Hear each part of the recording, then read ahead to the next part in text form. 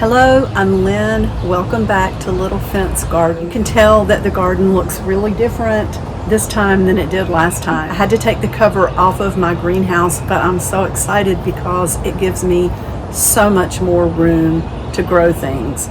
You might think, well, you've lost your greenhouse, but I found last year that I really didn't gain that much by having a covered greenhouse. It's not heated, there's no electricity to it, so the only thing I got away with was maybe getting some greens to grow there that lasted a little bit after it started getting cold. Maybe I could have done a better job at starting seeds sooner, but we had a cold winter and I'm not going to cry about it. I love having more space. Now, I have to work in a really tiny garden. Everything has to be fenced in because we have loads of deer who come through the yard and they eat everything. I believe, and I'm going to try to prove, that you can have a beautiful garden in a small space.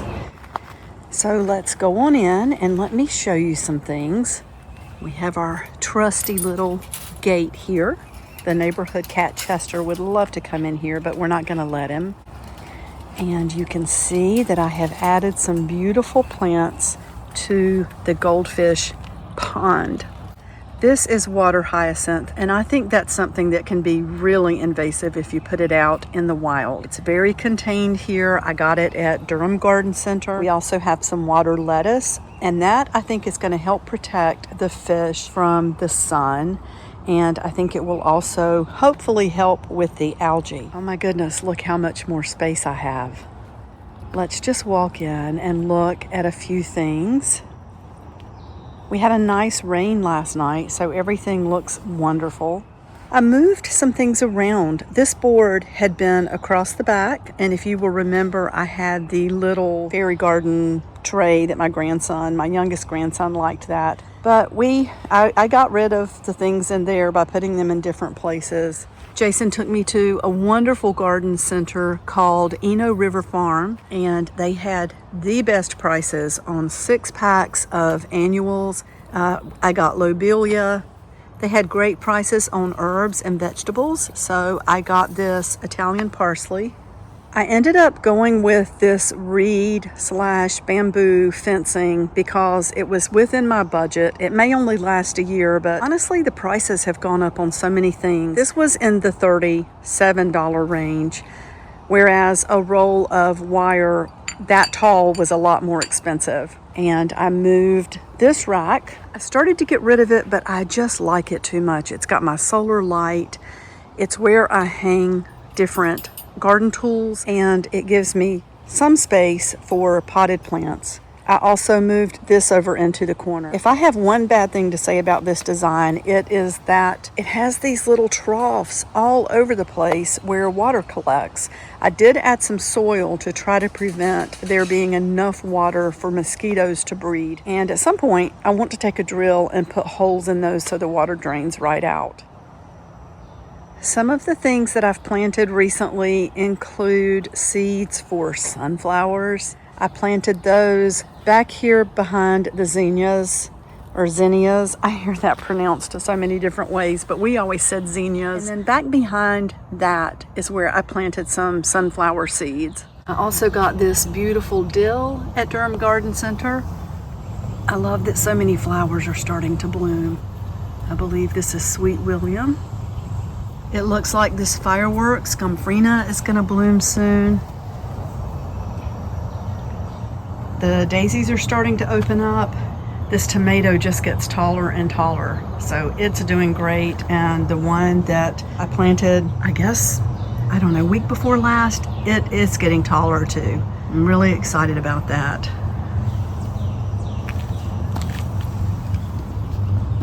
I actually potted up some bleeding hearts that were out in the yard in a place that I previously tried to garden. I thought this was completely dead. I ended up digging it up and getting 3 plants.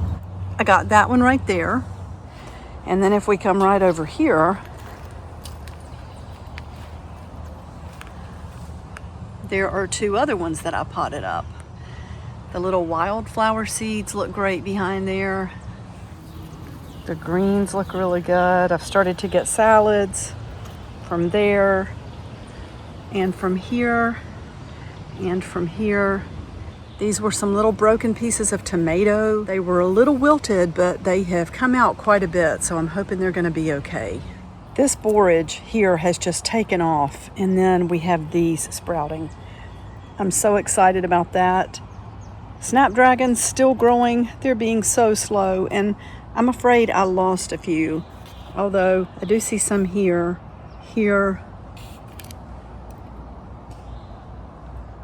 in this one, but I don't really see any in this one.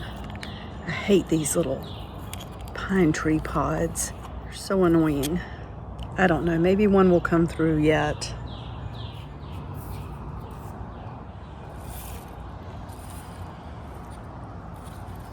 I probably should take this out and plant something else because it looks like it's starting to go to seed. That was from the fall.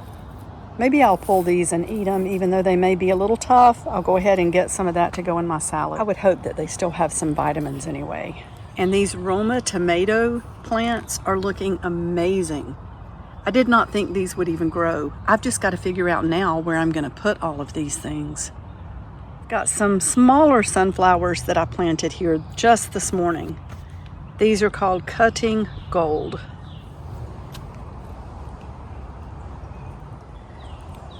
I'm so excited. This looks like it's gonna bloom.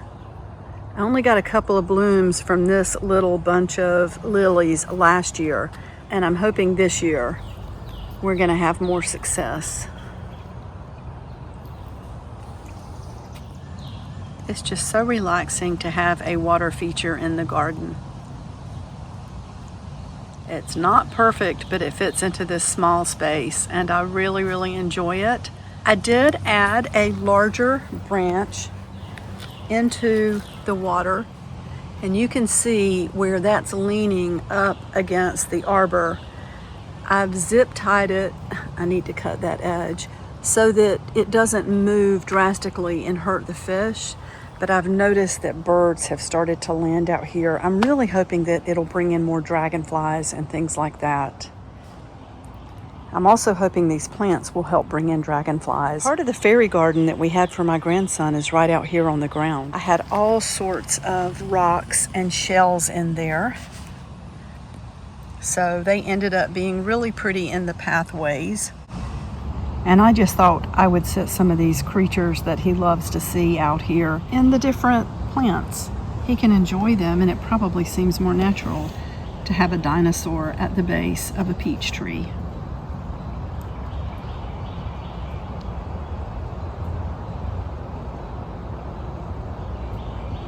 Petunia looks great.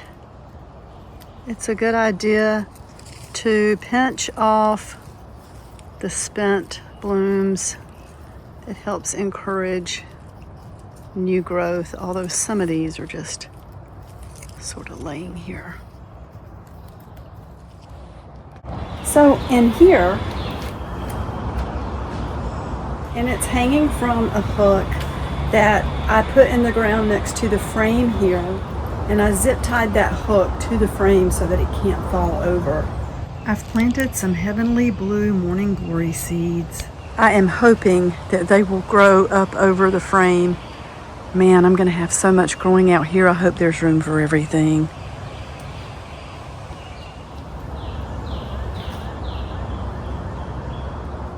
The sedum is another plant that I bought at Eno River Farm. Let's go ahead and pinch some of these spent blooms off so that it will get bushier and make more flowers.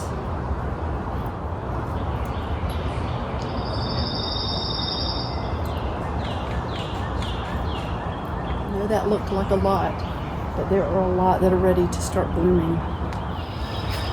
This area behind me is pretty much vegetables. I think I already showed you that. I do have flowers mixed in, but this is where I have the wire going across this structure. So it's where I have butternut squash, I have cucumbers, I have the loofah gourds. I truly hope they're gonna do well. One of the reasons I'm not gonna cry about this greenhouse cover being gone is that I plan to add more wire over the top center section, and have even more climbing things growing. I'm hoping that I can grow more vegetables with this space. I think if I weigh the amount of space I gain and the more that I can grow during the actual growing season, if I weigh that against how little I accomplished with having a cover on this through the cold months, I think it's a no-brainer that I gain more by having this extra space in the garden during the growing season. I really played in the garden a lot yesterday. I pulled a lot of soil out of my compost in the backyard.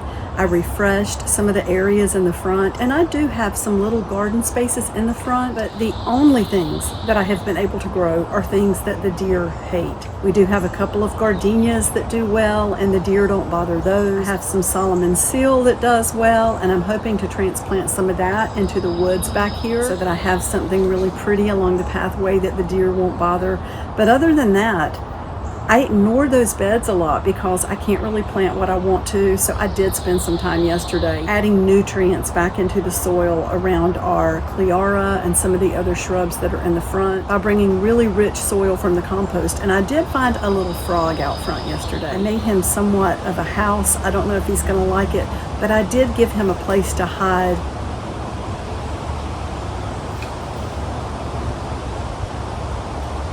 Well, the inspiration that I would like to leave you with is that even in a small space, you can have just a magical little creation if you bring in a few plants, a tiny little dish with pebbles in it that you can pour water into, may help water the bees and the dragonflies. It gives them a place to land without falling into the water, and it's beautiful to watch. I love to come out here in the mornings and sit and drink my coffee. Yes, it's a small space, but it brings me so much joy. So until the next video, from my little fence to yours, happy gardening.